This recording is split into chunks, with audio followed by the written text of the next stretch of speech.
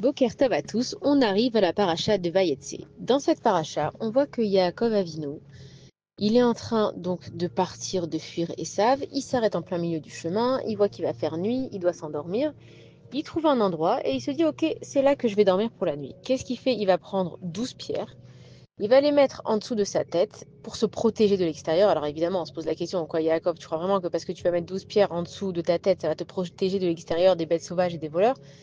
Là, Yaakov Avinu nous apprend que dans la vie, tu fais ta ishtadlut. Tu fais ton effort, ce qui est possible pour toi. Il ne pouvait pas maintenant commencer à se construire une maison ou à se barricader. Lui, ce qu'il a pu faire, il l'a fait. Et c'est ce qui nous apprend déjà que dans ta vie, Akadosh Baruch Hu, il est là. Mais montre-lui que toi, tu fais un effort au moins.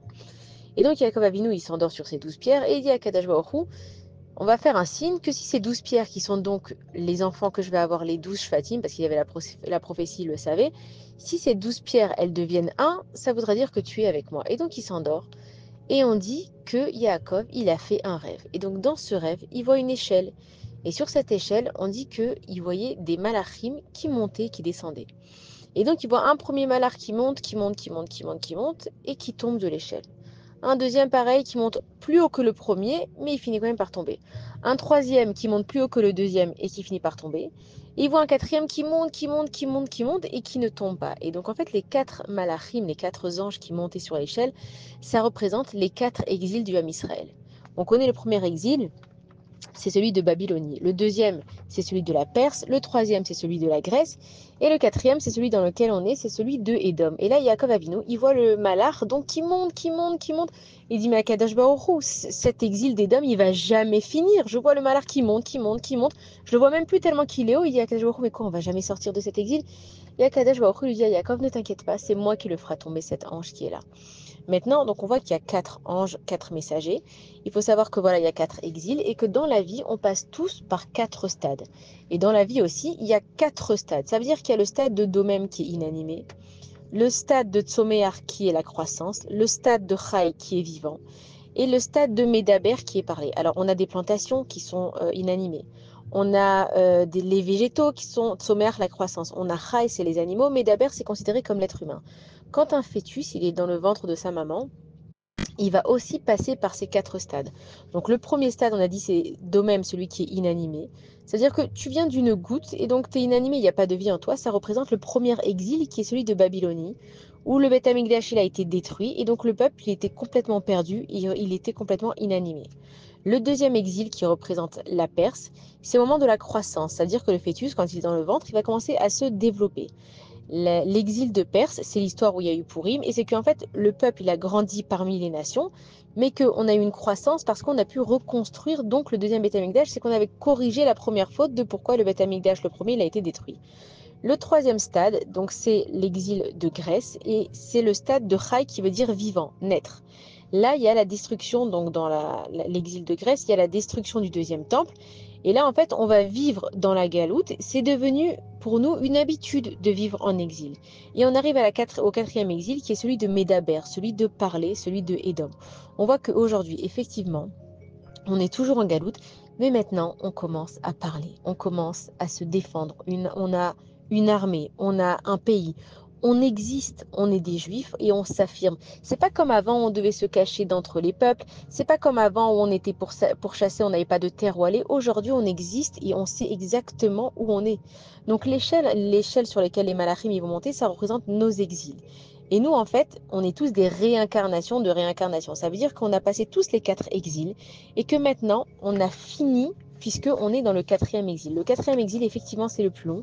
Mais comme c'est Akadosh Baruch Hu lui-même qui a dit qu'il allait faire tomber l'ange de Édom, il faut comprendre que, ça fait plusieurs fois qu'on parle de ça, que on peut être en exil, mais l'exil, il peut être à l'extérieur de nous.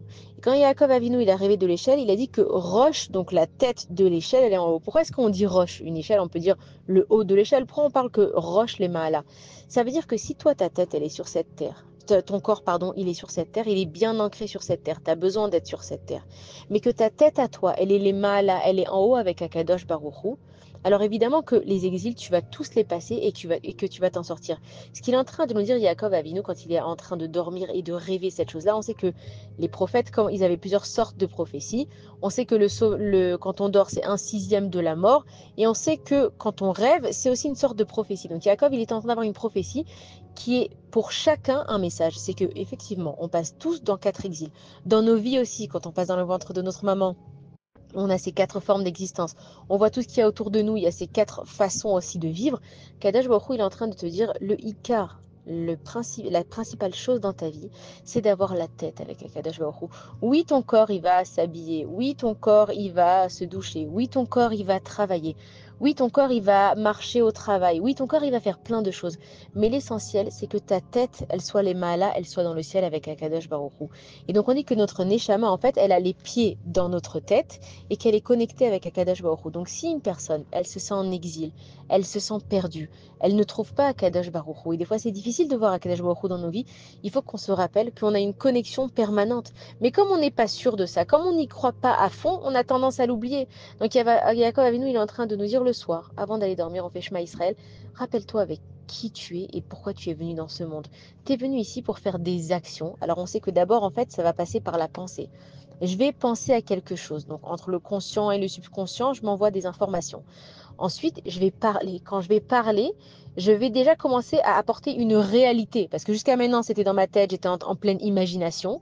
Dès que je parle, j'emmène une réalité. Et dès que je fais une action, je mets cette chose en action. Comme la technologie, par exemple. Il faut savoir que si une voiture aujourd'hui, elle roule, c'est parce que quelqu'un a pensé à créer une voiture. Il a dit qu'il avait besoin de caoutchouc, qu'il avait besoin de fer, qu'il avait besoin, etc.